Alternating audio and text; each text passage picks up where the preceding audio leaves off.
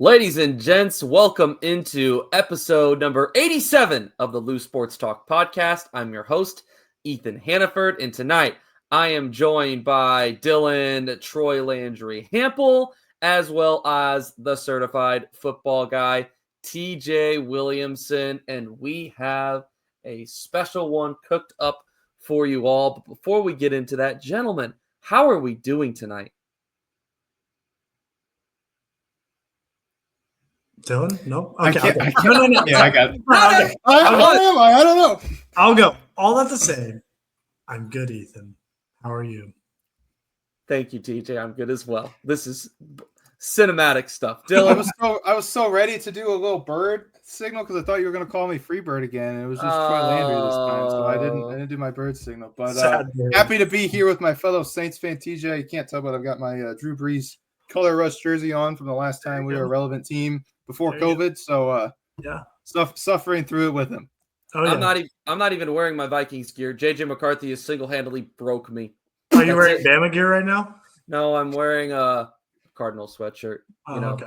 Cool. Staying true to the Loose Sports Talk podcast and what we're all about. But we're not going to be really talking about any of our local sports tonight. As you see the title above, if you are watching, we're going to be diving into our takeaways from the first half of the NFL season. Week 10 has come and gone, so we are technically a little over the halfway point of the regular season. But, you take into consideration the playoffs and everything, we haven't really even hit the midway point of the season in total. But there has been so much that has occurred through these first 10 weeks. We're going to go ahead and take a look at our preseason projections, how they are doing, and, what has surprised us up to this point in the National Football League, who we think the best team in the NFL is. Are the Chiefs going to make the playoffs? What has gone wrong for the 5-5 Kansas City Chiefs? And then, to finish out the episode, we are going to revise our playoff seedings for both the AFC and the NFC. And I'm sure that there will be plenty of chatter and discussion based off of what we have in those spots. But yeah, super excited to get this one underway. TJ, before we start, you are the certified football guy. If you could try and just summarize these first 10 weeks of the season up, is there a word that comes to mind? Band-Aid. Band-Aid. But please, expound There's lots upon of it. injuries in the NFL this year. And, for example, in our fantasy football league, I think everybody bought in, and then all the players they ended up getting in a trade are now injured. So it's kind of even the playing field. But no, a lot of surprise teams showing up, a couple of teams with slower starts, injuries galore, so many injuries. Some good for the NFL, some not so good. Very, very upsetting. I'm very curious as to which injury you think has been good for the NFL. Yes, that's what we want to see. If it's any injury at MetLife Stadium, then maybe, because hopefully something gets changed there, because I think it was George Kittle a few weeks ago that basically said if it gets to the point where there's the number of injuries at a certain stadium is a meme, you have a problem. MetLife Stadium has a serious problem. Hopefully it gets figured out at some point. I'm not very optimistic. It wouldn't be that bad if they didn't have two teams play at the same crappy stadium. They had one stadium. You could put an international game in there for that home team, but no. It's the Jets and the Giants. And two of the worst injuries, in my opinion, have been the off and on injuries with Jackson Dart and Cam Scattaboo. Oh my gosh, breaks my heart. Yeah. It only breaks your heart because he got in trouble for doing WWE the other night. Did you see that? Did he get in trouble for that? Just people were pissed. They was like, "Oh, this guy's on IR, but he can do WWE." It's like his foot was going the wrong way. Cut him some slack. It was indeed. Okay, we're gonna go ahead and take a quick pause. When we return, a look at our preseason NFL playoff seedings. What the heck went wrong in all of them? It's coming up right here on the Loose Sports Talk podcast. Welcome back to the Loose Sports Talk podcast. Just a quick reminder, all of our content here on STL Sports Central which is if you're watching it, that's where you're watching it, is on STL Sports Central's YouTube channel. All of our content is presented by DraftKings. The crown is yours.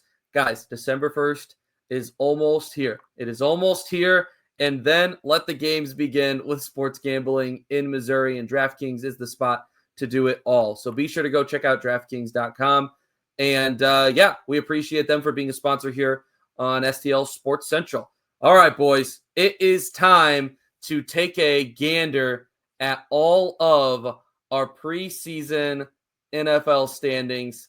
I'm going to go ahead and pull this up. So for those that are watching, you can look and see what they looked like, and then I will read them out to you for those that are listening on Spotify or Apple Podcasts at how they look so far. You know what? Before that, why don't I go ahead and mention what the standings look like right now.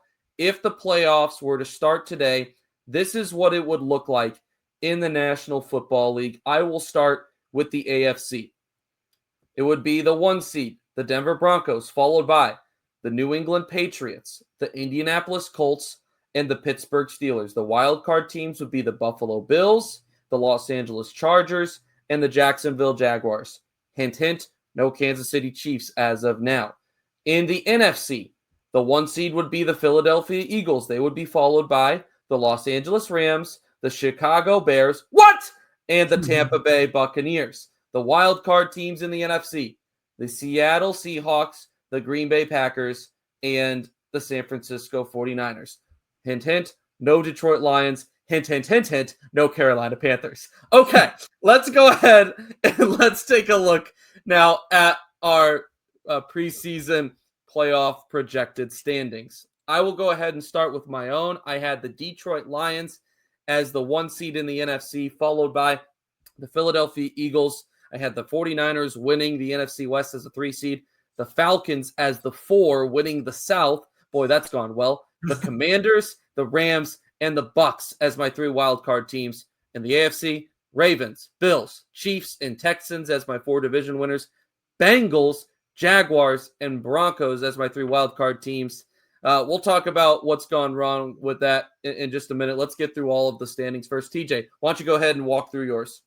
Yeah, I had Baker and the Bucs as my 1, Eagles as 2 seed, Lions, Rams.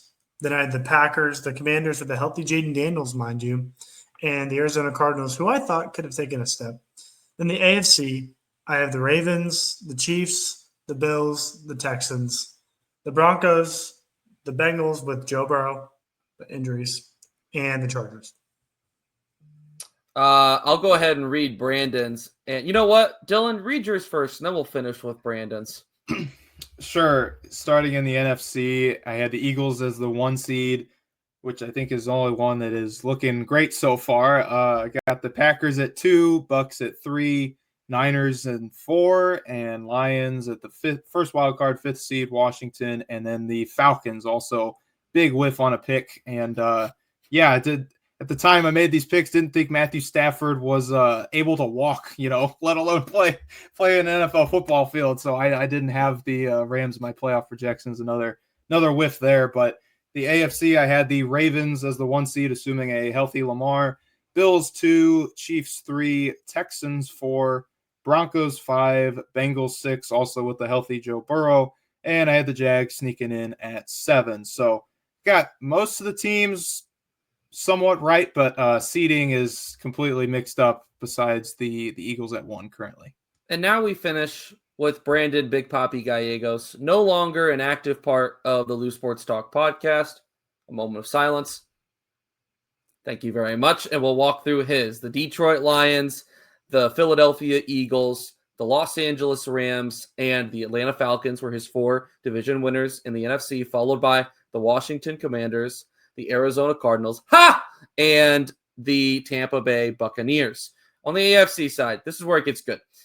It was Chiefs, Ravens, Bills, and Texans, Chargers, Bengals, and the laughingstock of the preseason projections. Brandon Big Papi Gallegos had the Cleveland Browns as the 7 seed. Yeah, he said it was because of the baby. He actually got forced off because of this pick. He needed more sleep. That boy needed more sleep. Listen, I don't want to kick a man while he's down. All right, I don't want to do that.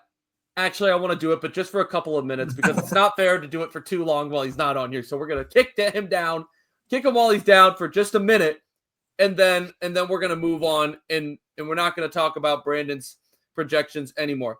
First off, what could one have possibly seen from the Cleveland Browns in the year of our Lord 2025 that would make him think that they were going to be a playoff team in an absolutely loaded, preseason loaded AFC North? Someone, please, for the love of all things that are good and holy, help me! There's just something about Flacco, dude. There's just something about that guy named Flacco. Joe Cool, man. DJ, what? I think using Brandon logic, hockey, it's a team sport. Nobody's better than the other. Defense wins championships. Defense wins championships. Leading the league in sacks. If you have more quarterbacks, that's a good thing in Brandon's eyes, I assume. He kept saying there's quarterback by rotation. Eventually they get to Shedeur. That part he might actually have right. But he debuted this last week. To get week. to this point, no. Just no. So I think the logic was heavy defense and assuming that the AFC – it doesn't make sense because the AFC North he has 3 AFC North teams in that. And so he was not arguing that it's weak enough for the Browns to slip in. Yeah, I don't get it. No, he was arguing that they were going to be legitimately good enough to sneak into the playoffs with – 2 other teams from their division making it, and the other team having Aaron Rodgers and DK Metcalf just be acquired in the preseason. They're the ones that are winning the division right now. Oh my gosh. Anyway, okay. He would just say, guys, it's not that crazy. Think about it. Well, that's basically all he said the first 3 or 4 weeks, and then he got quiet on it because he realized he was wrong. Okay. Besides that, there's nothing else that's that absolutely insane in here. The Cardinals pick hasn't worked out for either you or him. TJ. Falcons. The Falcons, yeah. But, a lot of these, you take a look at a lot of these, and I think that injuries have impacted so heavily what so many of these standings would look like. So we can talk about that in a second, but we've looked at what our projections were expected to look like. We've talked about what they actually are right now, the NFL playoff standings. What has surprised you guys the most? This is kind of the time where we look at this and we kind of say, have at it, pick your team, and let's talk it through what has gone right, what has gone wrong for them. The Texans are so bad at offense. They're absolutely terrible. They have no offensive line, but you'd think last year them having a terrible offensive line would mean that they would fix that in the offseason. And I thought they did. I thought they had maybe 1 or 2 personnel changes. Maybe that's all they needed to do was to just tweak it. And some of the worst football I've seen this year was from the Texans. So that's my pick to start, and I'll let Dylan continue on. I wouldn't say this isn't included in our playoff projections, but I would say the team that is not on here that has surprised me the most has been the Patriots. I know it's they're I think the top seed in the AFC right now, and they have the odds-on MVP favorite in Drake Maye. And so I think people saw them, starting to put a foot in the ground and take a step with Mike Vrabel coming in and setting a culture. I just don't think people, at least I didn't expect this quick of a turnaround. I thought they were still a year away. And it's crazy because they right now have the most cap space in the NFL, and they're $30 million ahead of second place. They got $50 million in cap space. So they're very young and building, and they got Stephon Diggs to buy into their culture, which says a lot. Ethan, you would know that as well as a Vikings fan, but they also have the second easiest schedule in the league. So, they'll probably maintain that seeding, and we don't know what the playoff success will or won't look like, but I think it's surprising to see them do this well when they're not on any of our projection boards. And regarding the Patriots, I'm glad that you brought them up. Everything is built around the quarterback right now. Obviously, Mike Vrabel went in and he immediately started changing the culture there. And he has that team from 1 to 53 playing the game the right way. But as you've seen a lot around the league, it doesn't matter if you don't have the one guy playing it well, and that's your quarterback. That's not the case with Drake Maye. Drake Maye is, if not the number one favorite for the MVP right now, he has to be top 3, top 5, because he has been absolutely phenomenal. TJ, what have you seen from Drake Maye that has led to him just taking the game up such a huge notch this year? I mean, how much of that do you think has been the coaching that is now walking him through this? I mean, to a certain extent, I think we all thought they were going to be better this year than they were last year, but I don't know if anyone expected them to take the massive leap that they have as a team this year. And as I said, it all is based around, I think, or the large majority of it, their quarterback is playing like a top 5 quarterback in the NFL. There's a lot of intrigue this year, I think, coming into the Patriots camp. Mike Vrabel being culture setter. I think the one thing they needed was to break out of the Belichick realm of football. That's all they were known for. They were just the regime after Belichick at a certain point. And I think it was really good for them to move away from prior Patriots coaching and to bring someone in who has Patriots culture but wasn't a part of the prior Patriots dynasty as a coach. Drake Maye was compared to Josh Allen coming out of college.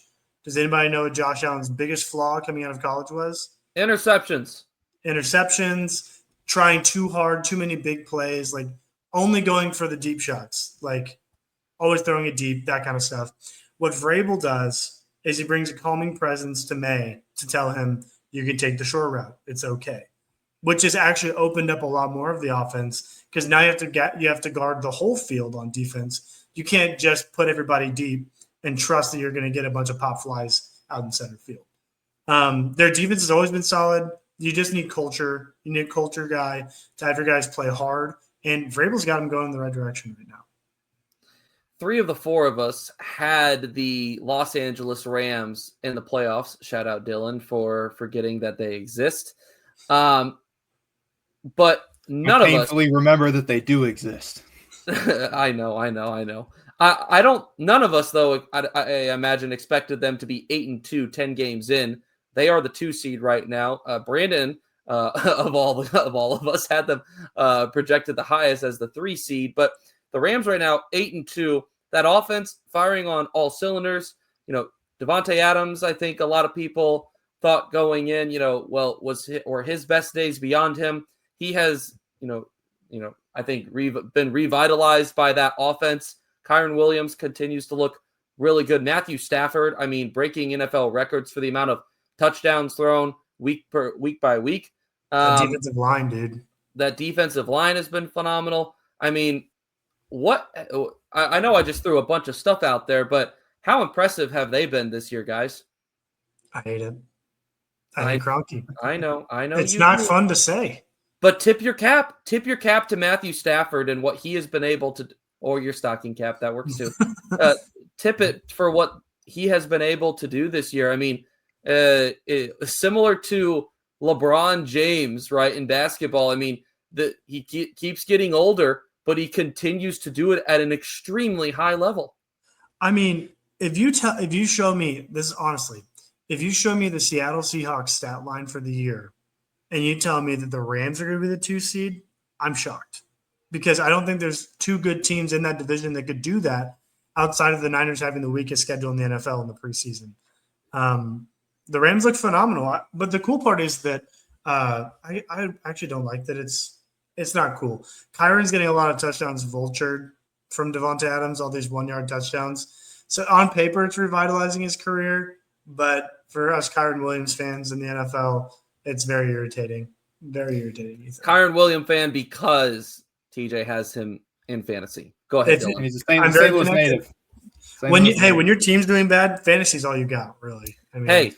Sam Darnold, the Seattle Seahawks. None of us had the Seahawks as a playoff team this year. I had them last in the NFC West. I imagine that most of you did as well. My goodness. Hey. Yep. Kudos. Yep. I know he's coming off of a rough week. The Rams and the Seahawks, they've already played twice. which is kind of is a little bit of a shame that we're not going to get a late season matchup between those two, because they're going to be, I think, battling it out for that division down the stretch. Darnold last week 4 picks on the big stage, but I mean, man, he has been phenomenal this year, and that coaching staff has him playing the right way. And my goodness, Jackson Smith-Njigba, he's been unbelievable as well. But man, when I think it takes you a second to kind of process through some of the biggest surprises in the NFL this year, the Seattle Seahawks and Sam Darnold responding following the really brutal finish to last year in those 2 games against the Lions and the Rams, where, you just thought, oh my gosh, this dude just lost himself tens of hundreds of millions of dollars potentially. And the dude's just straight up been balling.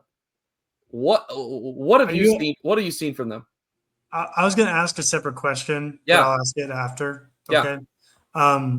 Seahawks, fantastic. I love the running back by committee method. I think that some of us wanted Kenneth Walker to do really well this year. I like the offensive system they got going. You really don't know who to stop outside of JSN. And then going and getting Rashid Shaheed at the trade deadline too. I think that could be really good for their offense long term. That defense is incredible too. There's just a lot of things to like about Seattle. Yeah, and props to Mike McDonald having a successful offense while being a defensive-minded coach. He'll be in the running for Coach of the Year.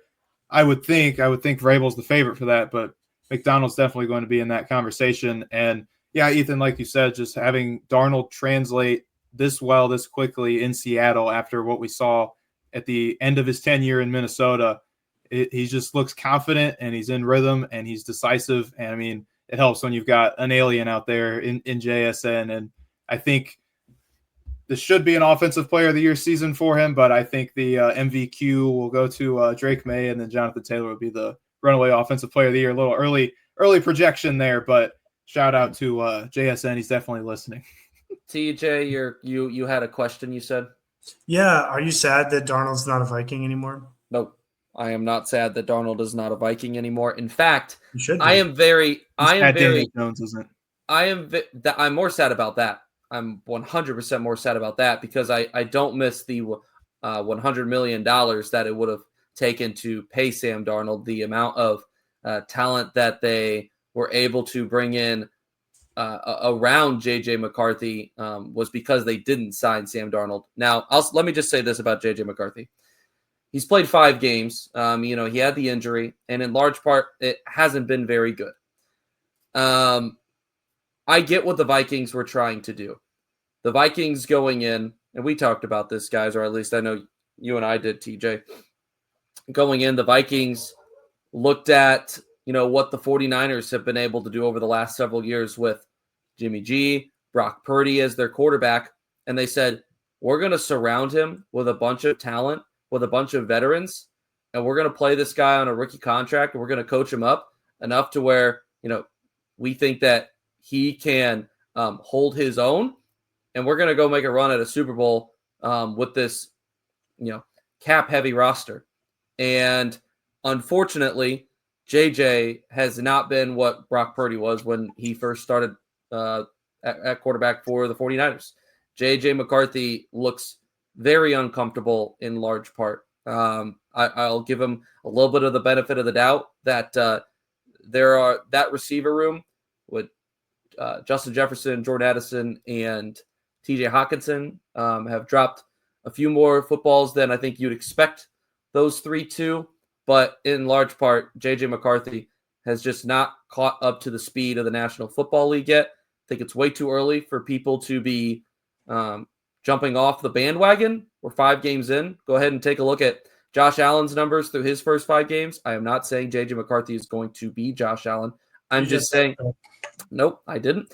But what I am saying is that at this point, you can look through so many star quarterbacks and just see what their numbers were this early in their career. It takes time to adjust to this level. The reason Vikings fans are panicked is because it's year 2 of him being here, and they added all these pieces, and I think a lot of people expected them to be better than they were. I had the Vikings at 8-9 at best this year, So they're right on par for where I thought they'd be. It's been extremely frustrating football because in all of their games practically this year, they have been in the mix. And if J.J. McCarthy was just a little bit better, they probably have 2 more wins right now. But they don't. So that is, that's the reality of that situation. But yes, I do miss Daniel Jones because he would have been way more affordable, and he is lighting up the lamp at Lucas Oil Stadium with the Indianapolis Colts. Talk about the resurgence of Danny Dimes, Indiana Jones. Please, someone make it make sense to me.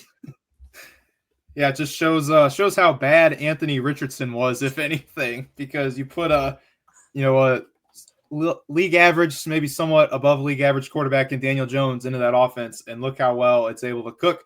Jonathan Taylor finally getting his flowers and having a career year. I think right now he is on pace for more yards, touchdowns, and a better record than Adrian Peterson was in 2012, his MVP year.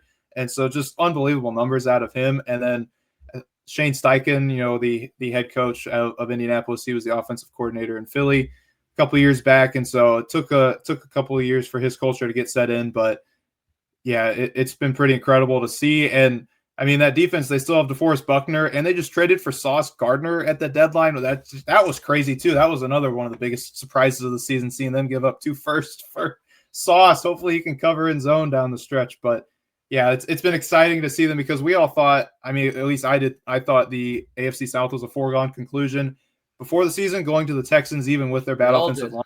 So it's been nice seeing a suffering franchise finally do well, and you cannot forget Tyler Warren, the stud tight end out of Penn State. Especially the storyline of Jim Irsay dying, like that being one of the reasons why they're playing like that. It tugs at your heartstrings. It gets you a little bit. His daughter too, the new owner, I think her name Carly Irsay Gordon, I think is her name. She is down on the sidelines, like taking notes every single game. I mean, I respect the heck out of that. That is freaking awesome. So I respect what they have going on right there, and I'm happy that Daniel Jones is found himself. But just another example, right, of it is so much more than just the quarterback. It is the quarterback being in the right system, having the right offensive coordinator, the right minds around him, the right GM, and sometimes it just takes a while for these guys to develop. And we've seen this over the last couple of years with a few different guys. We've talked about Darnold. We've talked about Daniel Jones now. So, man, it's so much more than just quarterback talent. It really is. So I love that we're seeing guys like that in teams like those two finding it with those diamonds in the rough, I guess you could say, in the sense that a lot of teams probably looked past them and said, yeah, we're just going to move on and we don't have any interest. So I think that's been really cool. What else you guys want to jump on here? Please, someone throw something out there. Dylan? All right. None of you all at once. My goodness. How about the Kansas City Chiefs? We had to get to the Chiefs eventually. Did we? Yes. Come on. Guys, yes. I'm tired. I was getting lost thinking about resurgent quarterbacks. You had me thinking about Baker and Mac Jones. I'm sorry. Okay. All right. Mac Jones is another good one. That's another good one. Mac Jones, Mac Daddy. Ethan, your father. Your father, Mac Jones. My biological father, Mac Jones. Ethan Jones, Indiana Jones. Roll Tide. He's got to rip it. Let's go ahead and let's talk about the Chiefs. We got to hit on it. You got to. And the Ravens. And the Ravens. That's another good one. The Chiefs are 5-5. Ravens they are, but for different reasons. The Ravens were without Lamar Jackson for how many weeks? 3-4 weeks. The Chiefs have had Patrick Mahomes here starting at quarterback number 1 every single game. Now, obviously, the Chiefs, they're always going to have a tougher schedule because they are the Chiefs. They dealt with no Rashee Rice, no Xavier Worthy early in the year. So, naturally, there was going to be some bumps in the road, but I don't know if anyone expected it to be as bumpy as it was.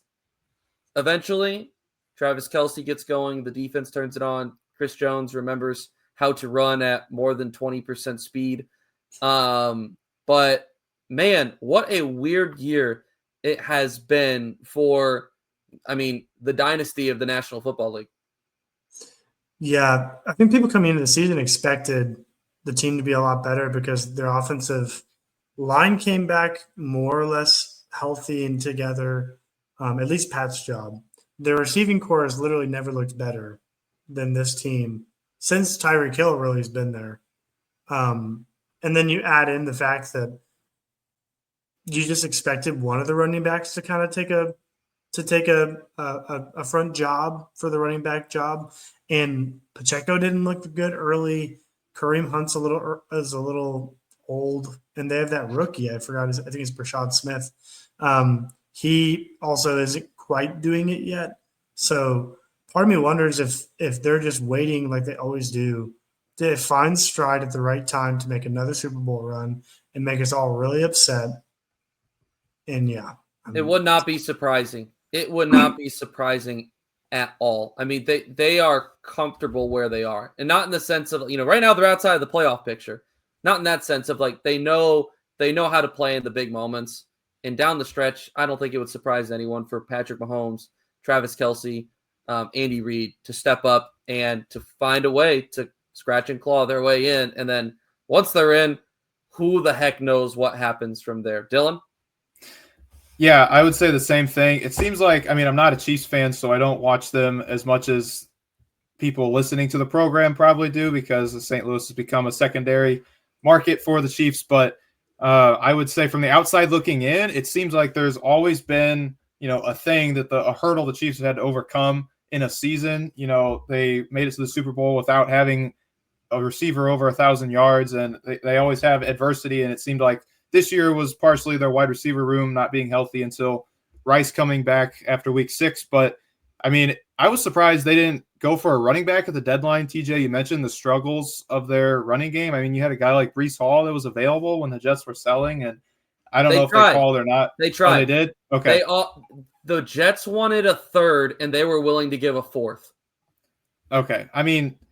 At that point, I don't know. Hindsight's always 20/20, but you need a running game. It's crazy because they still have a solid defense. I want to say they are. I have it. They're still 4th in the league right now defensively in points allowed per game, and 7th in total yards allowed per game, 9th in rushing yards allowed per game, and 11th in pass yards allowed per game. So it's not like they're bottom of the barrel defensively. Their running game is middle of the pack, but they're just not creating as many turnovers, and they're not fit. The big storyline is they're not winning the one-score games like they have in years past. I think they were 12-0 in one-score games last year, and this year so far they're 0-5. And it's crazy that they probably won't win the AFC West this year for the first time in I think 10 years. But it seems like none of the three of us have any, major lack of confidence that they could still make the playoffs and go on a run once they do make the playoffs, because if you look at their 5 losses so far this season, it's been to all playoff or borderline playoff teams. They lost to the Chargers and the Eagles week 1 and 2, and they've lost to Jacksonville, Buffalo, and Denver. And so all 3 of those teams are most likely playoff teams. We'll see with Jacksonville. But, it just seems like they're still the Chiefs until they prove us otherwise. At least that's my opinion. Every year that Patrick Mahomes has been their starter, they've made it at least to the AFC Championship. And so even though it looks shakier for them this year, I know inside Chiefs Kingdom it's probably a little louder of not being confident in the team this year, but at least from the outside looking in, to me, I still think they can make the playoffs and go on a run, because even if they don't have home field advantage, they did that a couple years ago and went into Baltimore in the AFC Championship and whooped up on the Ravens. So I would be surprised if 3 AFC West teams make the playoffs. Still, I would be surprised. I think the Chargers are going to downtrout. December 14th, Chargers, Chiefs in Arrowhead. That will be the game for the Chiefs. Whoever wins that game is going to the playoffs. Mark my words. Do we have anything else that we want to discuss before we get into our playoff projections? I know, TJ, you had mentioned the Ravens. What is there in your mind outside of the injury to Lamar? Is there a trek still? What's coming to mind for you regarding the Ravens? Yeah, my assumption is the Ravens just kind of sleptwalked into this season thinking the division was going to be theirs pretty easily, and took a couple of weeks and a little bit of danger to their playoff chances for the team to wake up. Team has looked completely different. I think they're like fifth, or they're like top 10 in points allowed since like 2 weeks before Lamar came back. So it's just they're trending in the right direction at the right time. But it looked like for a while they had like some class, I don't know, -4 kids out there playing high school ball defense for them. So they were banged up. They were super banged up. It wasn't just Lamar. I mean, their defense was they had like 6 or 7 starters, I'm pretty sure, at one point that were hurt on defense. I mean, it was rough going in Baltimore there for a little while, but they've healed up a little bit. So we'll see what happens down the stretch. Guys, I am itching to get to these projections. Is there anything else that we let me delay you a little further and talk about the Packers briefly then. Okay, okay. It's been a little surprising that the Packers, I mean, I was higher on them than most coming into the season, and once they traded for Micah Parsons, I was like, okay, this team's winning the North easily and possibly a Super Bowl contender, but as things sit right now, they're not even first in the North. That belongs to the Bears. They're currently the 6th seed, I believe, and so I don't know. It's just from my point of view, it just seems like they've had some inconsistency offensively. They'll be world beaters one week, and then they'll lose to the Browns or the Panthers at home the next week. And so it just seems too up and down. They've had a lot of injuries to their wide receiver room. Jaden Higgins and Christian Watson have been out most of the year, and then now Tucker Kraft having a breakout year. He's down for the rest of the season with the torn ACL. And then even Matthew Golden, their guy they brought in as their first round pick wide receiver, they haven't gotten him involved much beyond the deep game. So I would say that's been a surprise for me, seeing the Packers be so up and down, still seeing some bad choices from Jordan Love every now and then. All right, gentlemen, it's time. It is midseason playoff projection time. What tweaks are going to be made? Maybe you're just completely wiping the slate and saying, get this out of here. To be honest, that would be a fair thing to do. Injuries have impacted what this league was going to look like this year so much that it would make total sense to completely wipe the slate and just say, okay, I'm just going to forget everything about my preseason projections. I'm curious to see what you guys do. Dylan, I want to start with you.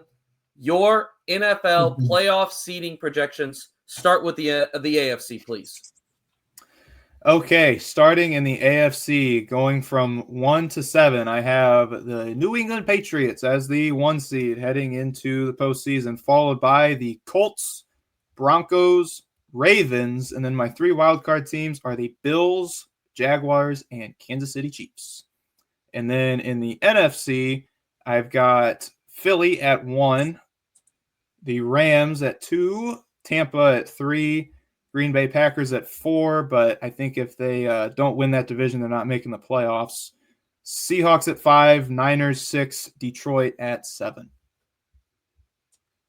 Okay, so let's go ahead, and before we jump into that, let's talk through that for a second. Let's talk through that for a second. I'm going to read it again one more time real quick. That way the people can catch up and just make sure they're following along. New England as the top seed. I don't think that surprises anyone. You have the Colts continuing to play the way that they have as the 2. Denver falls from the 1 to the 3 seed. Intrigued by that. You have Baltimore squeezing in, and you have them winning that division. I wonder how much of that has to do with Aaron Rodgers now with the injury to the left. Is it the left wrist? I think. How much that has to do with that. Obviously, the Bengals are down and out. They're going to get Burrow back too late. You have Buffalo as the first wild card. You have the Jaguars. You had them in the preseason as well. So kudos to you for sticking to that. And you have Kansas City over the Los Angeles Chargers. So you teased that just a moment ago, but you have those 2 flipping. Yeah, and I think, the Patriots have a very easy remaining schedule. I think the Ravens, as TJ touched on, are trending in the right direction, getting hot as the season gets deeper in here. And yeah, I think that until the Chiefs show me otherwise, all I've seen them do is make it to the AFC Championship or the Super Bowl. They've only lost in the AFC Championship that one time to Burrow, and they can get got in the Super Bowl. We've seen that twice, but I think I would be foolish to pick against them. Maybe I'll end up being the only one of the 3 of us having Kansas City in, we'll see. But I like where the Ravens are trending. I like where the Bills are going. Even though they didn't really add at the deadline either, they've still got the MVP and Josh Allen, and so that's what I've got. We'll see how the Chiefs take ages. In the NFC, you got Philly, Los Angeles, Tampa, Green Bay, Seattle, San Francisco, and Detroit. I'm not sure if there's anything that surprising from that. I guess the one thing maybe being that at some point you think that the Packers offense is going to get it together enough to where they're going to be able to, I know right now they're only a half game behind Chicago. And I don't know if any of us are confident that the Bears are going to hold their own in that division. But how confident are you that the Packers are going to be able to hold off the Lions? Not as confident as I was going into the season. I know we all saw a regression coming from Detroit heading in, but I still think they'll make the playoffs. I think most people would agree with that. Green Bay worries me. I mean, the Bears I think they lead the lead in takeaways defensively right now. So that defense can keep them in games. And Caleb Williams has been balling out. So don't sleep on the Bears, but I'm not overconfident in them either, like you said. And I mean, you look at Green Bay's remaining schedule. So far they're 6-3-1, and they're, like you said, a half game behind Chicago. But their remaining schedule, they play at home against the Vikings. Then they go to Detroit, at home against the Bears, at Denver, at Chicago, at home against the Ravens week 17, and then finish the year at Minnesota. So not an easy road by any stretch of the imagination for the Packers to finish out the year. That game against the Ravens week 17 could have some major implications for both teams. TJ, would you like to go next, or would you like me to go? I just like to say I'm sticking to my Chiefs-Eagles prediction in the Super Bowl, but hopefully that doesn't age poorly. Go ahead, TJ. I'll stop talking over you. I like my pick, so I can wait. Okay. All right. I will go next then. I will start with the AFC. I have the New England Patriots as the 1 seed. I have the Denver Broncos falling to the 2 seed. Indianapolis as the 3 seed. I have the Baltimore Ravens winning the AFC North, squeezing in with a 9-8 record. I have the Buffalo Bills as the 5 seed. I have the Patriots and the Bills with the same record, but the tiebreaker going to the Patriots because the Bills couldn't beat the Dolphins 2 weeks ago. I have I'm making a change on the spot. I'm making a change on the spot. The Browns? I had the Chargers. I'm going to stick with it. I'm going to stick with the Chargers. I think that the Chargers will be the 6th seed and the Jacksonville Jaguars will be the 7th seed. The Chiefs do not make the playoffs this year. There's just when you look at the schedule comparison, if the Chargers didn't have a 2-game or a game and a half advantage right now on the Chiefs, I think that things would be a different story. But I think that they're going to be able to squeeze it out. If they don't, it will be because they lost to the Chiefs at Arrowhead in that game on December 14th.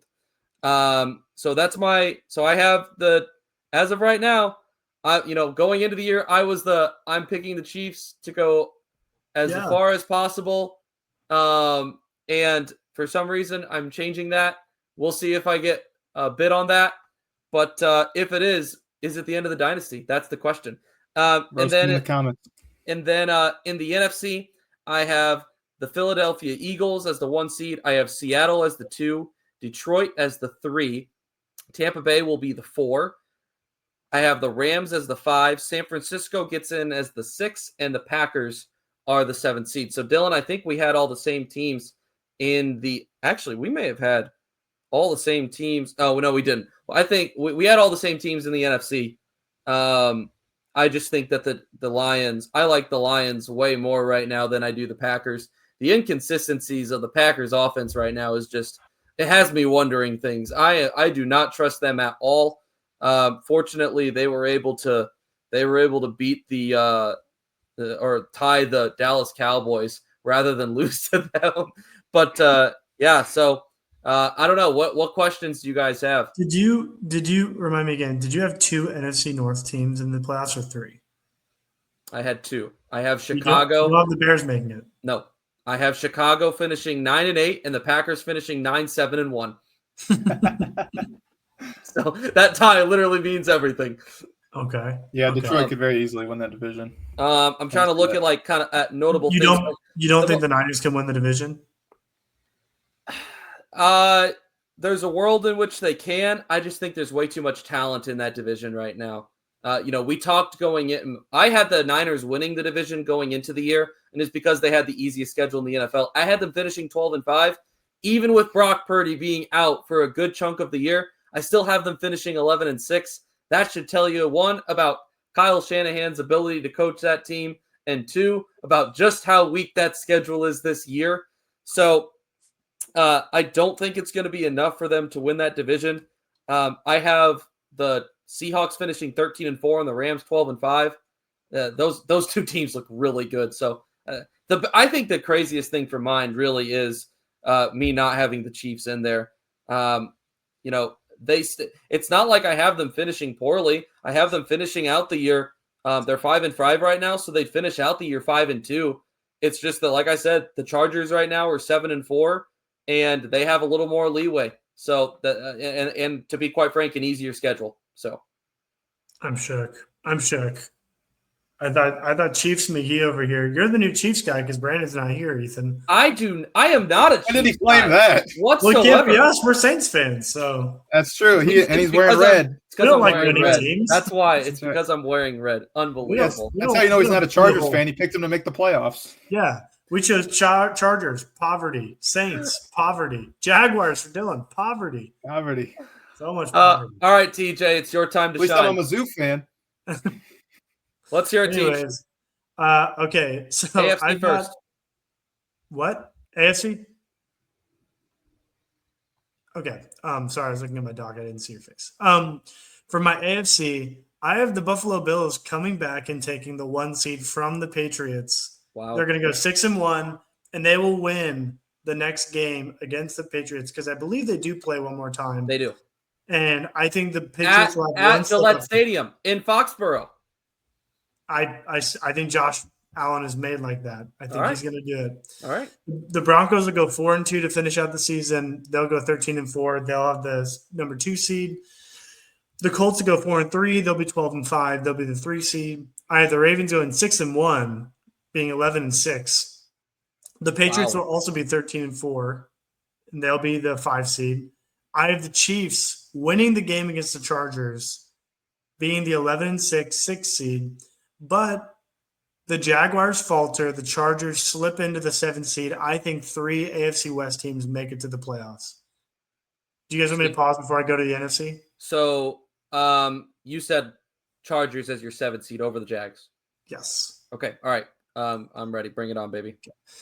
My 1 seed for the NFC is for the rest of the season, 5-2 Eagles. I think they win out the NFC. Rams get the 2 seed. I almost put the Seahawks as the 2 seed. I just couldn't do it. The Bucks, my former 1 seed, they barely are. They're 1 game out from being that 1 seed. They'll end up being 12-5. The Lions come back and win the NFC North. They go 6-1 from this point forward, and they take the NFC North by storm. The Seahawks will be the 5 seed, 12-5. The Bears will slip in as a 10-7 team as a 6 seed, and the Packers will be 9-7. That's right. I have 2 divisions with 3 teams making the playoffs from 2 different divisions. TJ, come on. You're better than that. Not. I'm terrible. I'm much, much worse. Oh, what do I want to talk about here, man? Well, I mean, the most notable thing, obviously, is that you have 3 teams from each division from 2 divisions making it. So let's talk about that. Your lack of trust in the Jaguars. I feel like maybe I know the answer, but why don't you trust them? Have you ever heard Liam Cohen do his little Duval chant? He just goes Duval. That's it. That's the only reason. Yeah, I hate it. All it took. He just said, "You're not in my rankings." No, oh come on, guys!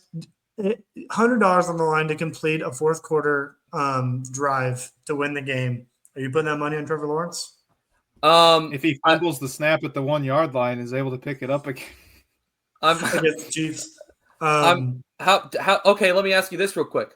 How much did this past weekend's game between the Jaguars and the Chargers did that tell you anything? What did you take from that?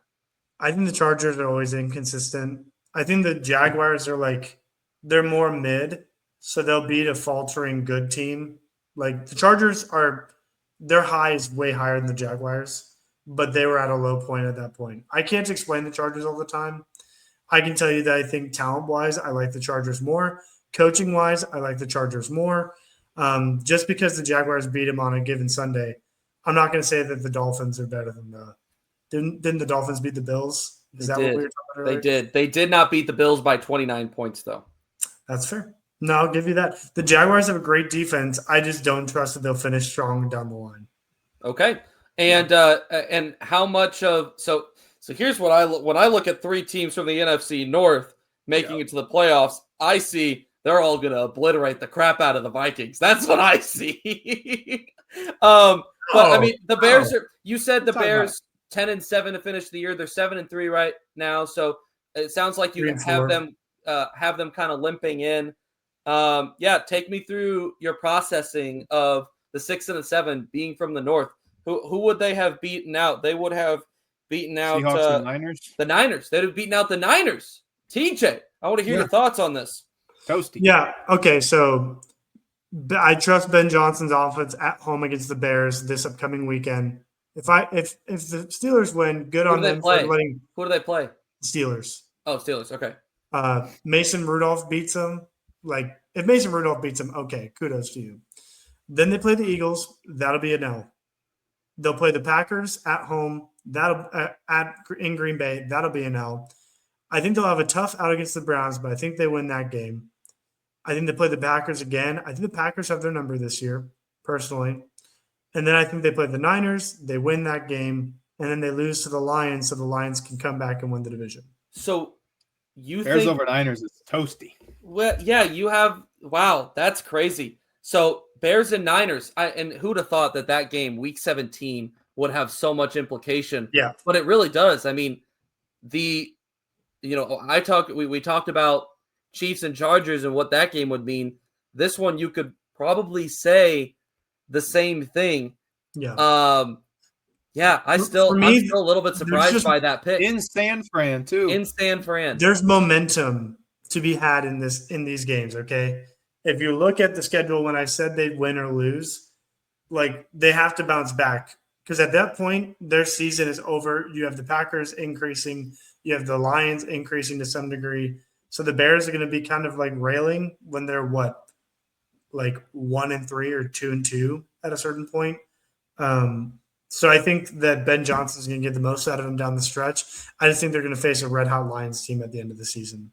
I think that we can all agree that they're the favorite. They are going to be the favorite if they're not. They are the favorite. They're 3-point favorites against the Steelers, which means that basically it would be even on a neutral field. So they're going to be 8-3 if they win that game. What a collapse it would be if they did not make the playoffs. And I think they will.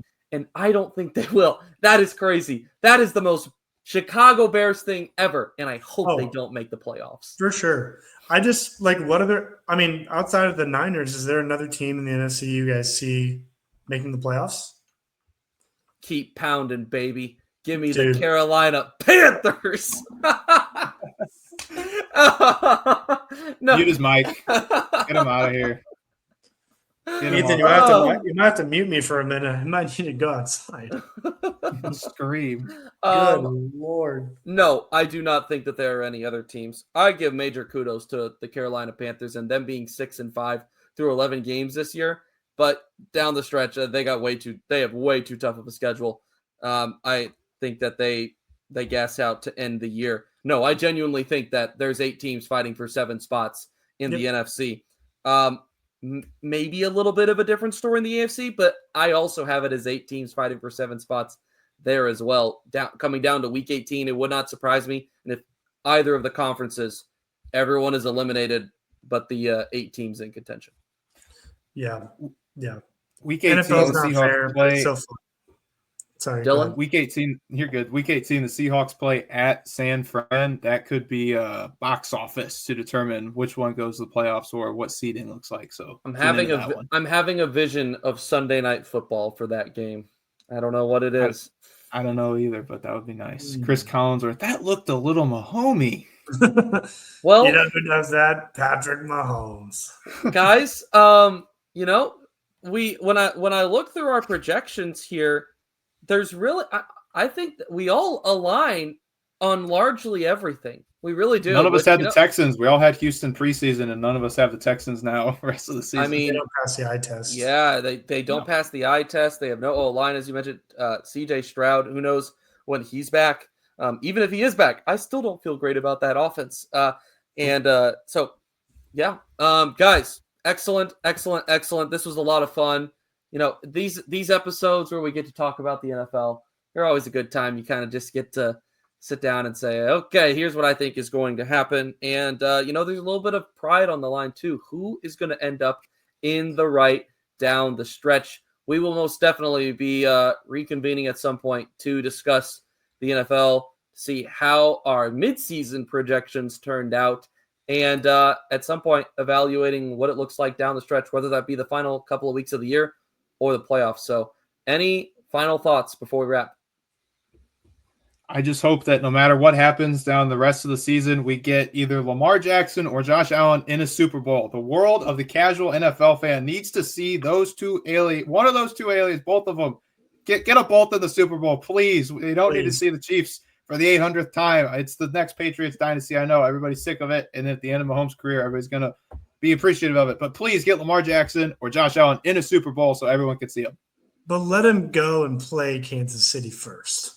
Let him earn the right. Don't let this. Oh, they didn't play the Chiefs. Get that out of here. Are you telling me you don't want who would they play right now? So Dylan would have the Chiefs playing the Colts in the first round. I thought it was 1 plays 7. Oh no, 1 gets a bye. That's right. 2 plays 7. And TJ would have the Colts. Well, you both would have the Colts playing the Chiefs in the first round of the playoffs. There you have it. And I wouldn't trust the Colts at all in that. I would not either. All right, boys. It's been a pleasure. Great job. We got to stop it at some point. Otherwise, we're just going to keep going and going. Be sure to follow us on Instagram, X, Facebook, @LouSportsTalk_. And be sure to like and subscribe the video, STL Sports Central. We really are thankful to be a part of their platform. As the holiday season approaches, our gratitude is great for STL Sports Central. So be sure, like I said, to like and subscribe. Great job, boys. Appreciate you all. Episode number 87. That's a wrap.